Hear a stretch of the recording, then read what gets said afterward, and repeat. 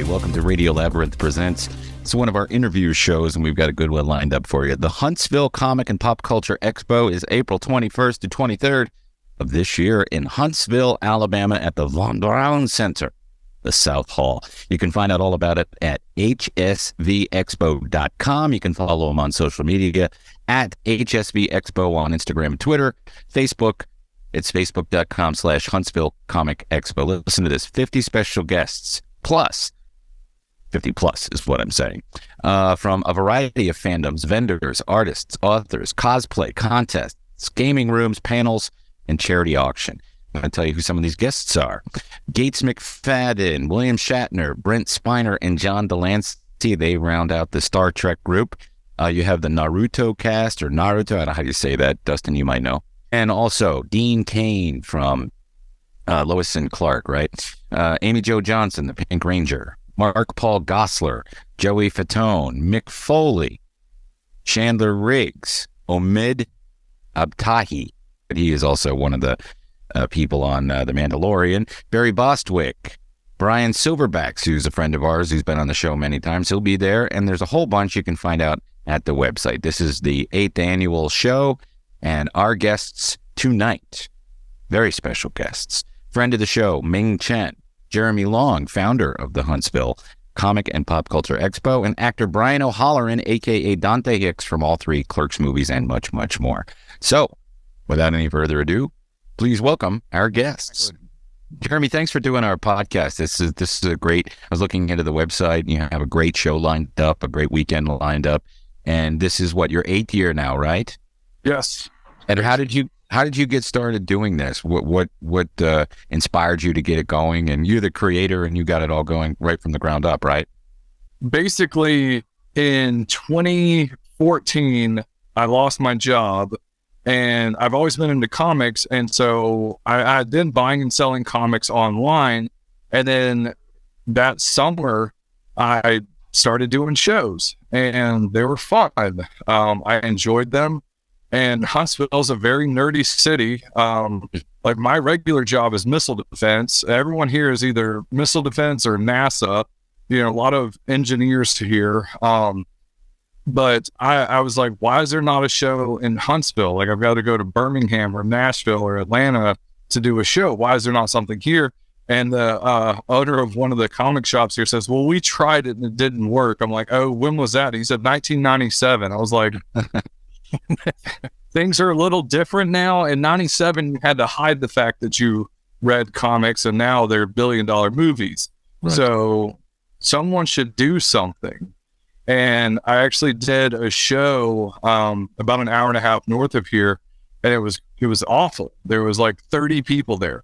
There were more vendors than patrons. It was a 2-day show, supposed to be Saturday, Sunday. I left at 12:30 on Saturday. I'm like, I'm not wasting the rest of my weekend. And the whole drive back, I'm thinking, God, they should have done this. They should have done this. They should have done this.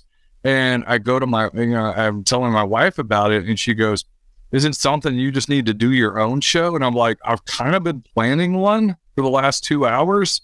And so we started, we got a date, and it was a 12,000 square foot building with no guests. It was a 1-day show that cost $5 to get in. I didn't know if 5 people or 500 people would come.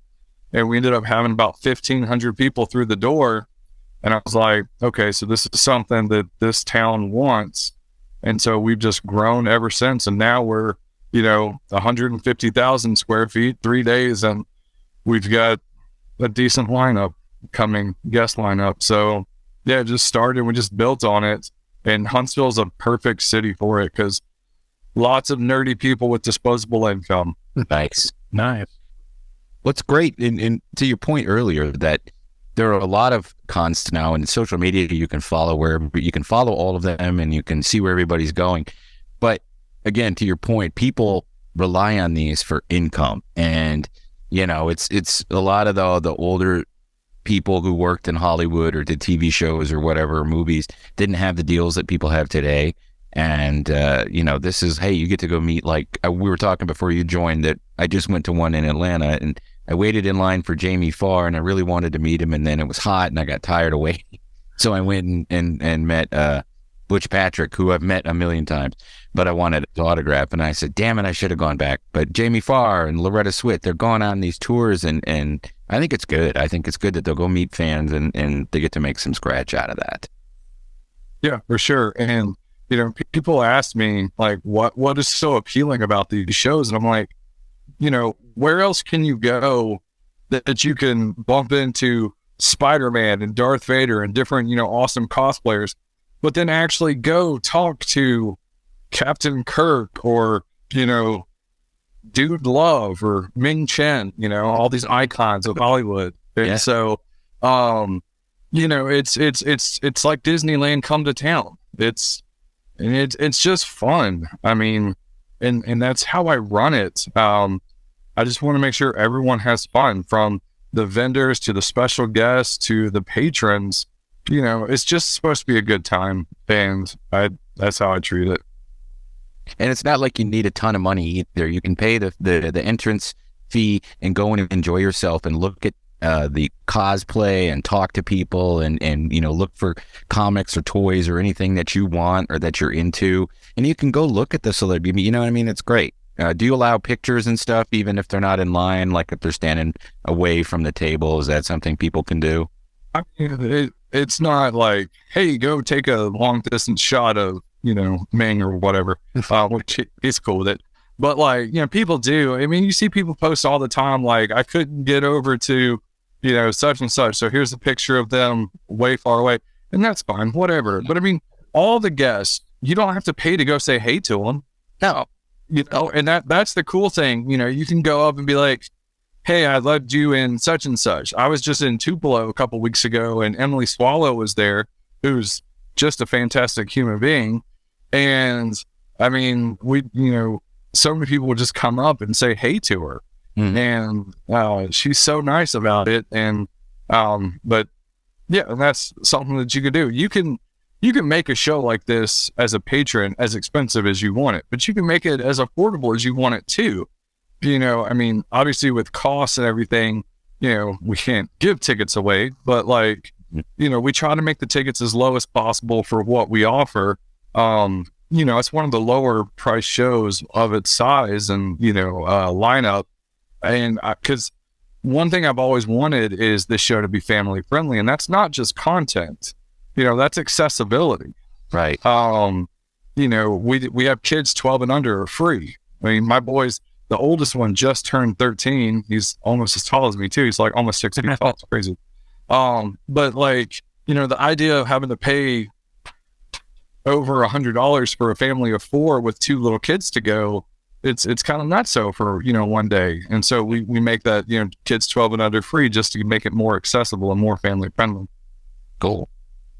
Yeah, I'm a very low pressure salesman. Like if I sold cars, I'd be fired on day one, because I'm like, yeah, people are like, can I buy an autograph? I'm like, yeah, I guess if you really want to. Like, or I tell people, if you buy an autograph, I can buy beer tonight. And usually that you know, that's not a tough sell. But yeah, no, please, you know, if you're coming, come say hi to me. I love it. I mean, this is why I love conventions, and I think all of us probably went to the old school ones in the church basements and the VFW halls, and, you know, back in the day. But I think all of us, you know, for years, it was a very lonely endeavor being a nerd. You know, in my class of 400 people, I think I met 2 guys who knew who the X-Men were back in the day. And that sucked, because I wanted to talk about Wolverine and Jean Grey and Professor X, and, you know, all I got was blank stares back, or I got made fun of. And, you know, it stunk. So I stuck to my 2, you know, my 2 nerdy friends.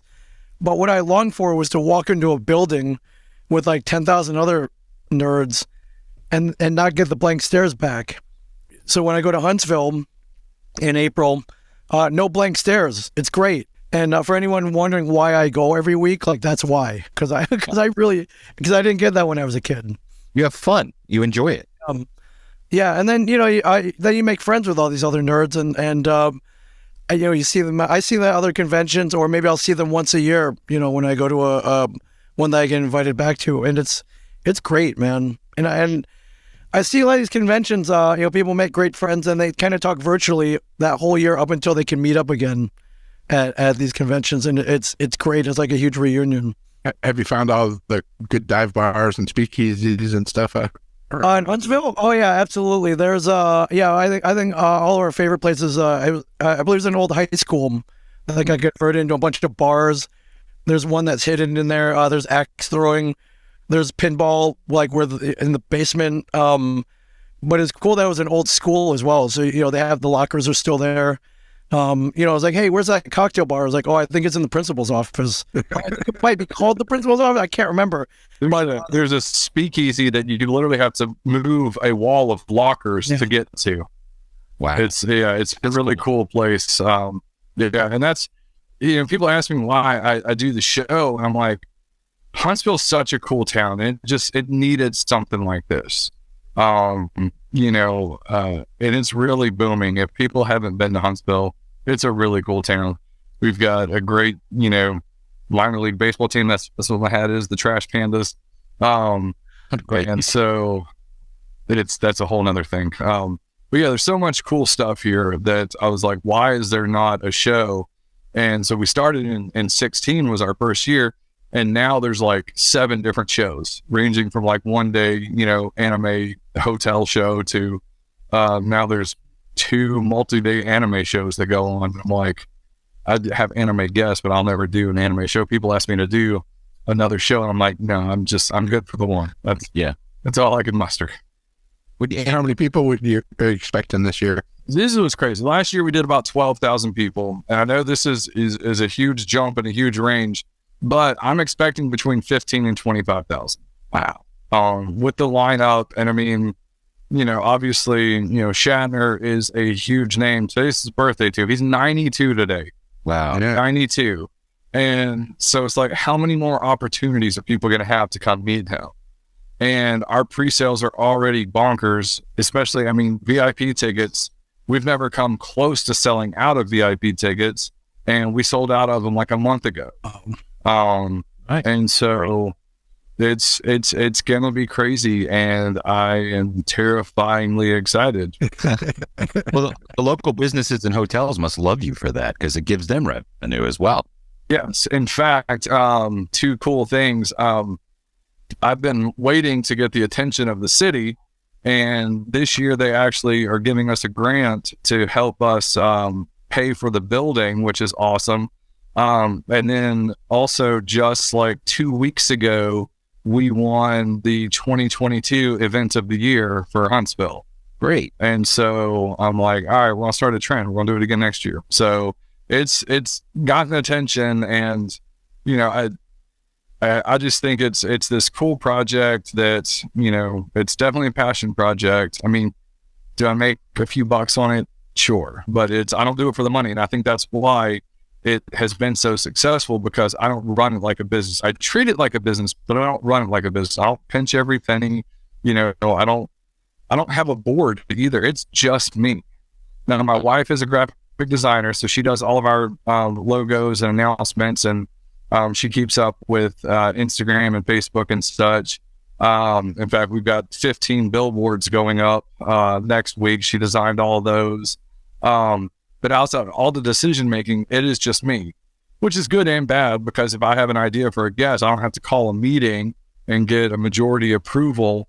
I'm like, do I want Ming Chen back? Yes. Oh, why? Thank you very much. I have a quick internal meeting. There's some debate. We never quite come to fisticuffs, but it's close. Awesome. What's up? Sorry for the delay. Hello. Yeah, you're fine.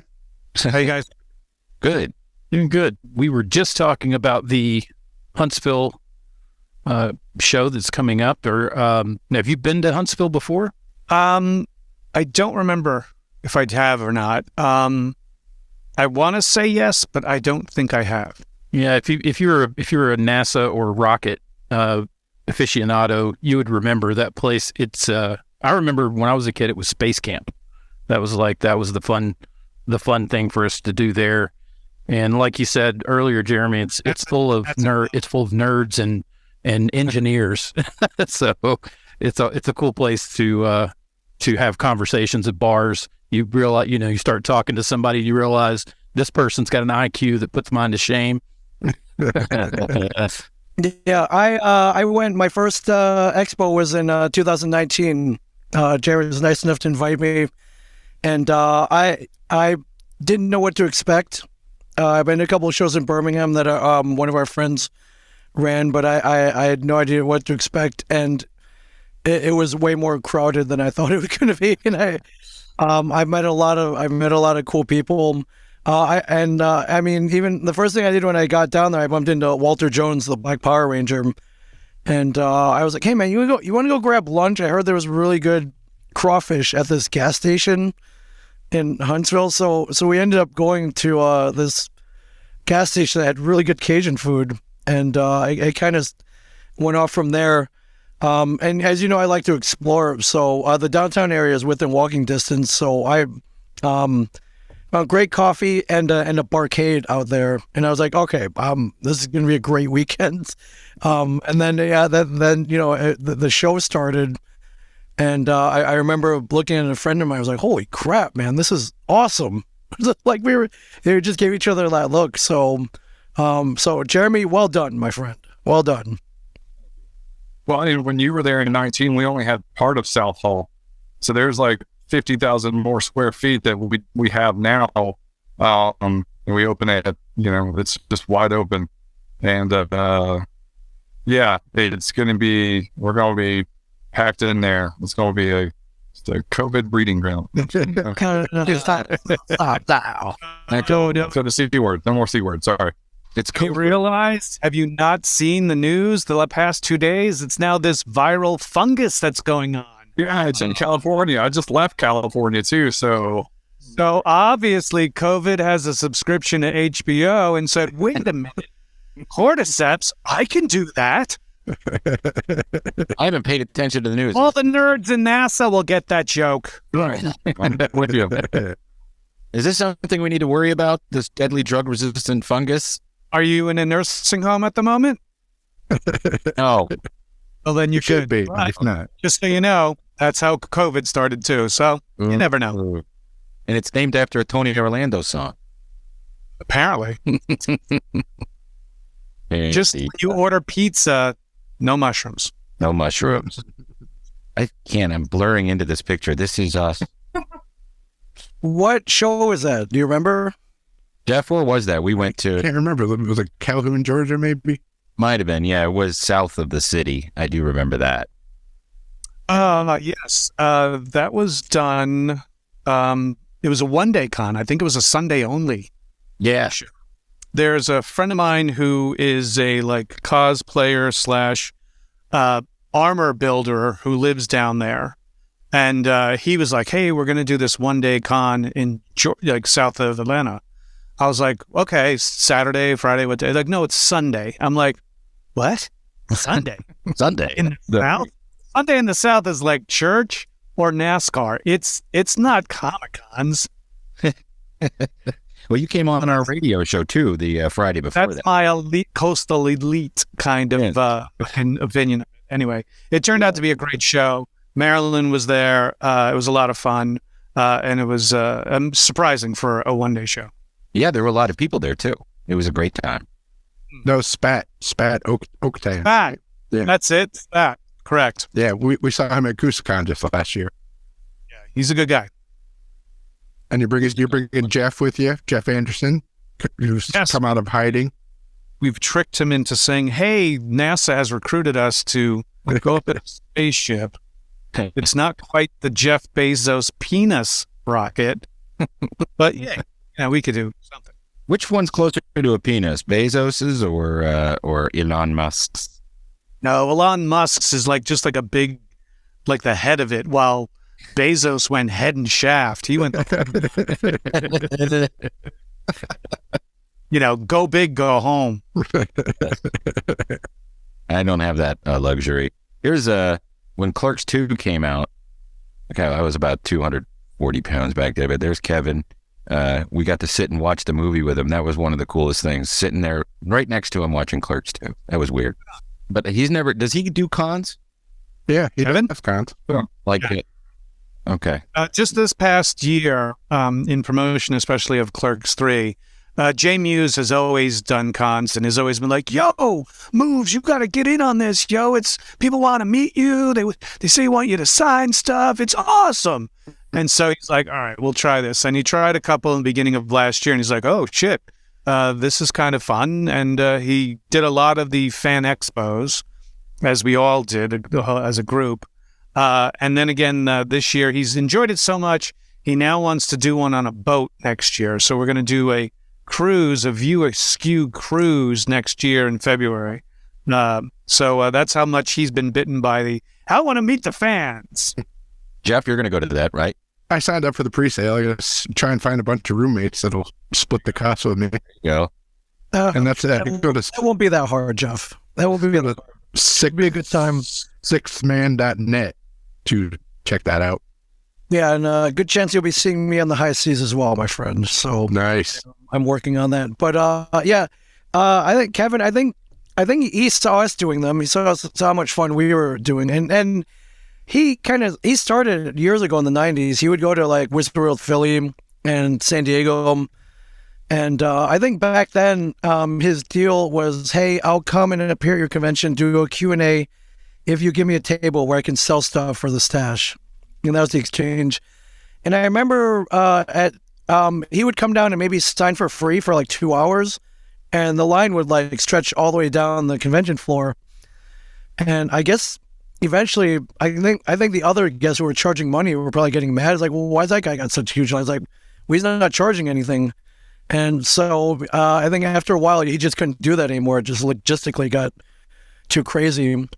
And I was always hoping he would go back in some capacity. And it's nice that usually, if he's at a convention, then usually we all get invited as well. And it's fun doing these with your friends. Being in a weird city in a convention hall with your friends. So Jeremy, again, thank you very much for inviting a bunch of our friends along for this one as well. And I think people like it when they come and you can hit a whole group, whole cast from Clerks or Clerks 3 or Moritz or whatever all at once. Yeah, is there any talk of doing a Clerks or View Askew panel? Yeah, there'll be a panel with all them crazies. But in fact, right now, my goal is to have the panel and photo op schedule done and out on Monday, which, mentioned earlier how it's just me that runs it.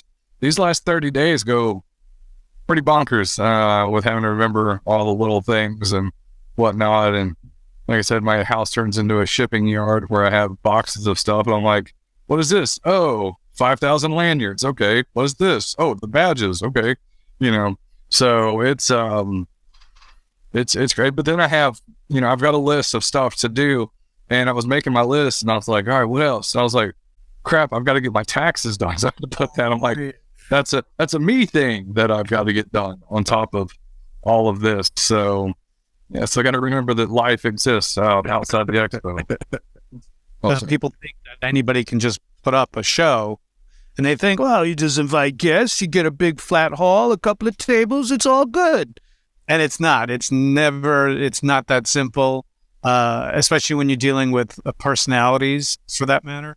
What I call that the field of dreams approach. A lot of people are like, well, all I got to do is put all this stuff in a building. If I build it, they will come. And then they don't think about doing radio ads, TV ads, podcasts, all the stuff to advertise it. There's like, oh, people will find out. It's like, they won't, you have to, hit the pavement and get it out there. I mean, I've got flyers in every comic shop in like a 300-mile radius. Yeah.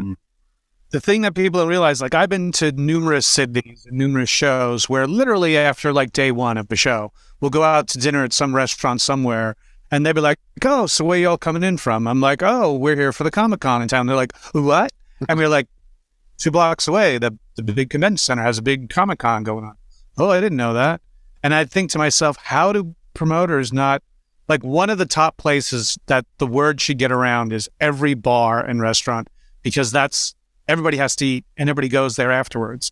Then you usually should do, as a promoter, be like, look, can I hang my poster of my show in your thing for this month? As a matter of fact, if you guys want, we can give your employees a discount on tickets to come in because they talk to everybody who comes into town, into their restaurant. They're like, oh, did you hear? Blah, blah, the Comic-Con's in town or whatever. And next thing you know, they're spreading the word to the locals, which that's what you need. People who are going to come, whether they're out of town, they're coming no matter what. It's the locals that they're like, what? God damn it, I can't get parking. Why not? Because the Comic-Con's in town. God damn it. But if you say, no, fucking, William Shatner's going to be there like, no shit, Rocket Man himself. Next thing you know, you have a bunch of people going like, I want him to sign my record of Rocket Man, which if you have a copy, it's worth a lot. Oh man. Don't try to get him to sign your communicator though. Oh, your Star Trek communicator? He refused to sign that when Tim had him on the show. He came in to promote that he was at DragonCon, and he actually was in studio. And he walked in. As soon as he walked in, I kind of like slowly pulled it out of my pocket and like to see if he would sign it. And he just went, no. We don't do that here. But yeah, Brian, to talk to your point, they did last year, the Sunday of the Expo, they did a news story about how busy downtown was, all the restaurants and bars and, coffee shops and stuff. And people, some people were like, yeah, it's the busiest weekend we've had in about a year. I'm like, what happened a year ago? Oh yeah, we did it again. They never been just you go downtown and every single place has posters facing in and out of their front windows, so that we can hit some. Oh, honestly, I get excited when I meet a local who's never heard of the Expo because either they're new or it's just still someone that hasn't been reached. But yeah, like you said, out of town people, that's where your Instagram and Facebook and social media that gets them. I mean, last year we sold tickets to 37 different states. We're getting the word out. Yeah. So do you do local media? Do you get the guests on TV? Do the guests go on and do radio and stuff like that? As much as I can. We have some phone interviews set up with some of them, and we'll have news outlets out to the show on Friday. If those that come in Thursday, if they want to do it, we'll set things up. But yeah, we'll have ads on 15 different radio stations in the Tennessee Valley, and then we'll be on multiple TV channels. But I've got it's either 14 or 15 billboards, starting April 1st. Basically, all of our marketing really hits April 1st because we do it. Since the beginning, we've done more ticket sales the 3 weeks leading up to the shows than the 6 months prior, especially post-COVID, because so many shows, they wouldn't have a show and they wouldn't do refunds. So people are very hesitant to buy, tickets early, in case it gets canceled. I think, most people are past that, but especially all the locals, the comic shop here that we have our tickets in, I have to make multiple trips out there the week of the Expo, giving them more tickets because people show up buying them so that they don't have to buy them at the door. Because that line gets stupid. Where can people buy them on the website? I want to, Yes. So we have tickets online. It's just hsvexpo.com, and you just click tickets at the top, and you can buy tickets or photo ops. We have those up there. Or if you are local or coming to Huntsville prior to the Expo, you go to Haven Comics. They're a great little comic shop.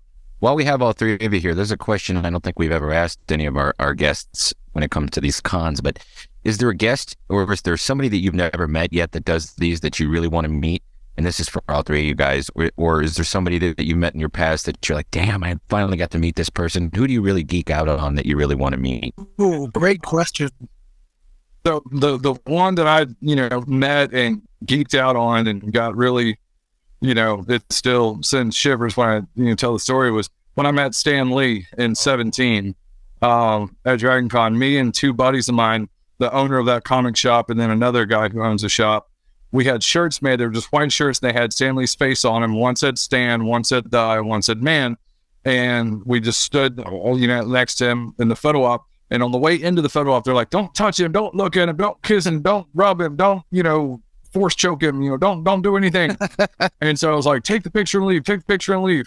And so we went in and we're coming, in the front of him, and he sees our shirts. So we smile, and we've got these big stupid looks on our face because we just had a picture with Stan Lee. And he kind of looked at the shirts and he goes, you nailed it, guys. And we walk out, my buddy Josh, he's like, I'm pretty sure I have superpowers. I'm like, I think that's how we get them. Yes.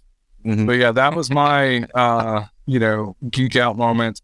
And a guest that I would love to meet, but doesn't do much, would probably be Mark Hamill. Oh, yeah. Stan's definitely up there. Fortunately, all three of us have either met him or got to roast him or got to be on TV with him. We're very lucky. Yeah, I mean, that's the nice part is we do get access to most of the guests who come to these conventions, either a couple seconds in the green room or maybe in passing. And but yeah, I think everyone's doing these now, right? So I was trying to figure out the list of people who I haven't met yet.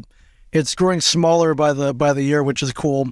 I'm a big Lost Boys fan. So I've never met Kiefer Sutherland, and I know he's been doing these occasionally, which is cool. I'll run into him one of these days, I'm sure. For me, in recent years past, like last year or something, I met in Boston, Ewan McGregor just started doing these. So I got to do a photo op. I brought lightsabers with me for a photo op, and I have the back-to-back kind of photo op with him, which was a cool one that I enjoyed. The other one recently was John Cleese. I'm a huge Monty Python since I was a kid, watching Monty Python on PBS here in the New York City area. When only like super niche-y nerds would say different quotes from any of the Monty Python movies or the Flying Circus show. I was a huge fan of Fawlty Towers, his series he did for the BBC, amongst many other things. So in meeting him last year, I was on the verge of almost tears because he was one of my comedy idols. So that's been in recent years. I have met Mark Hamill a few times, really cool dude.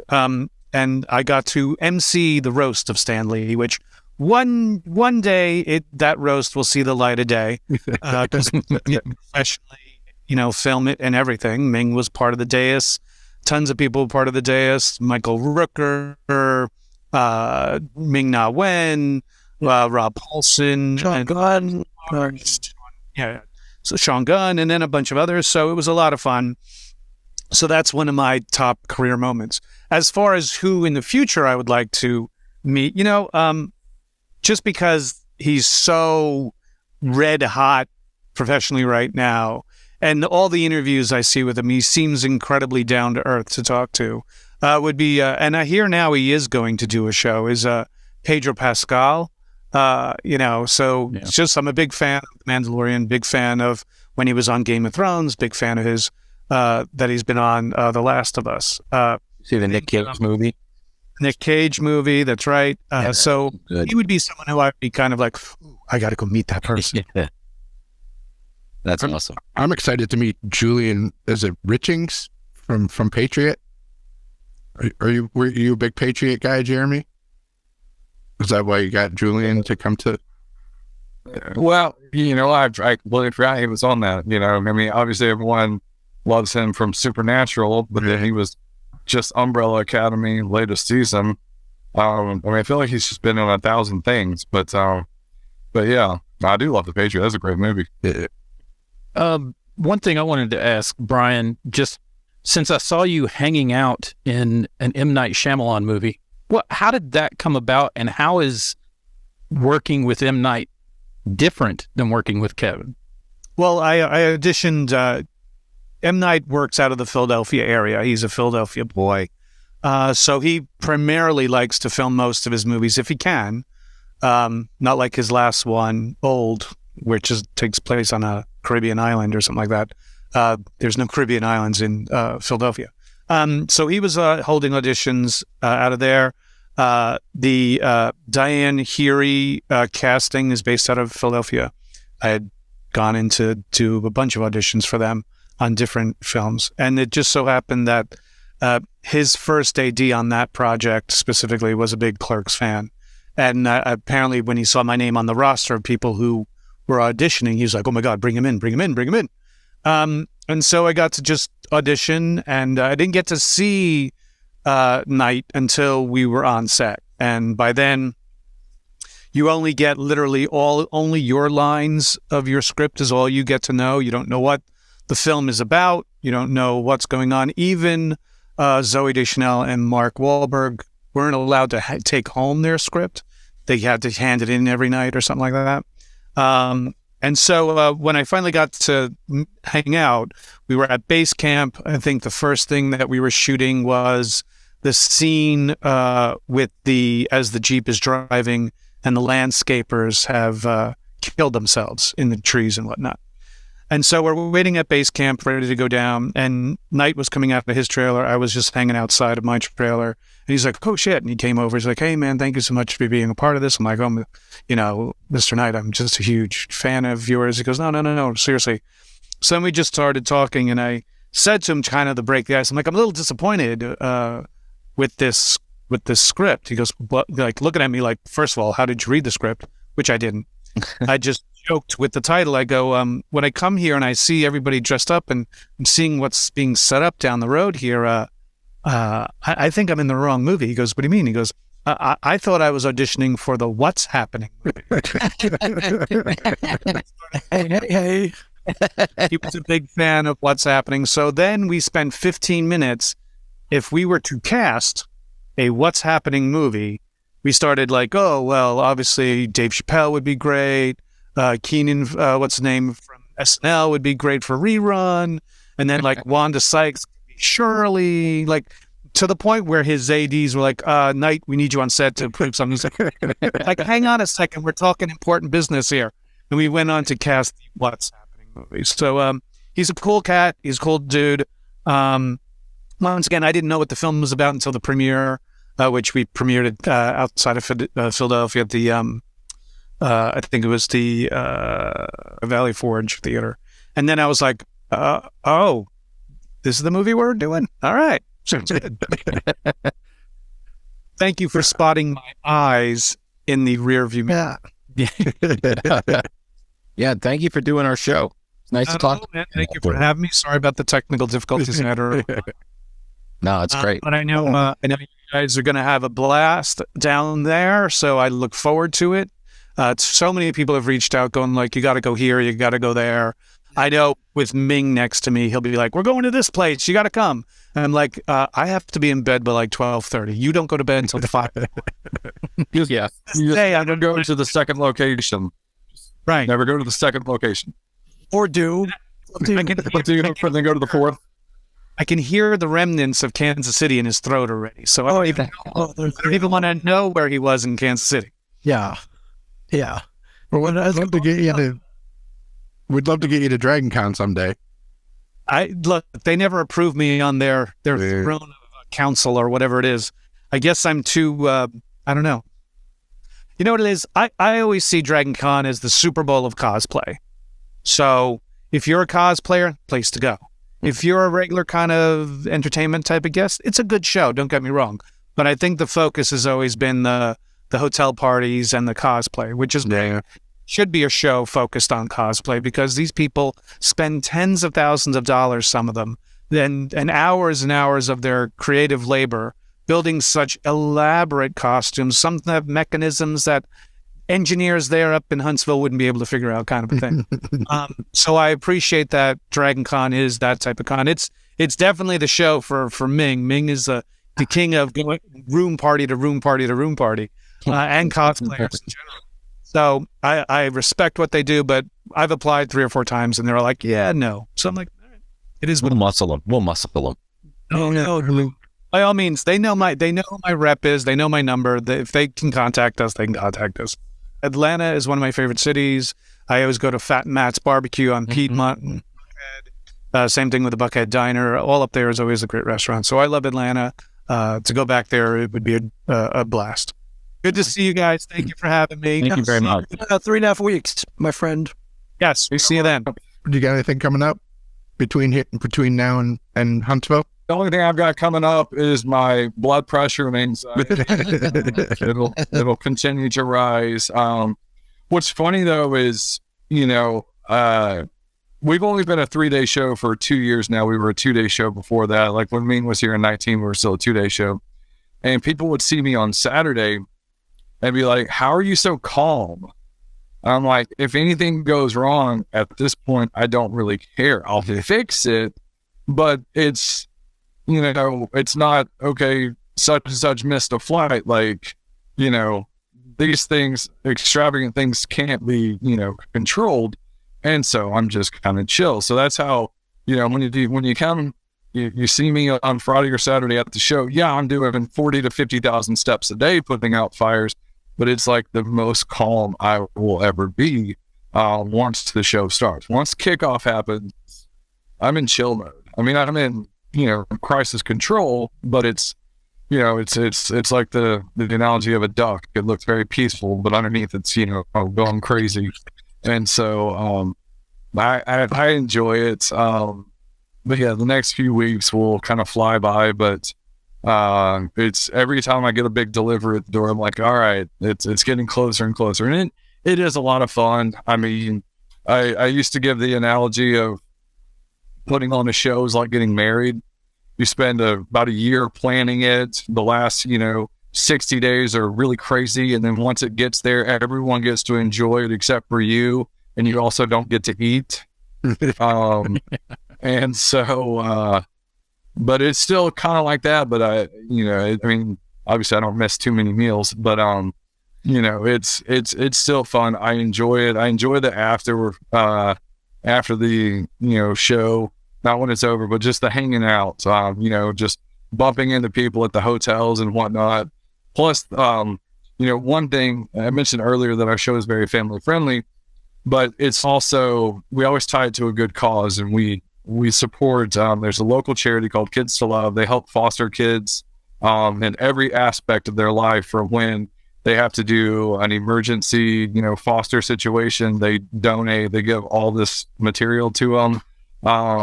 And then even after kids leave the foster program when they're 18, they've actually set up a community to kind of act as the bridge to the real world. Because, when you're 18, you have to get out of foster care. A lot of people can't afford an apartment on their own or something like that. And so they help, with that. It's just a really cool local organization here. And every year, literally the day after the expo, we drive out there and hand them a check. And it's such a cool feeling to be able to give back to the community that's supporting us, just to grow, their mission as well.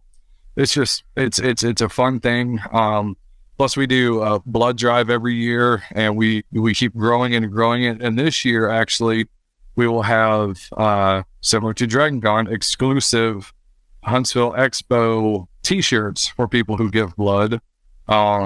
So we're doing more and more to give back to the community. Cause I've always thought that if you have a platform, you should use it for good. I guess it's the comic book nerd in me,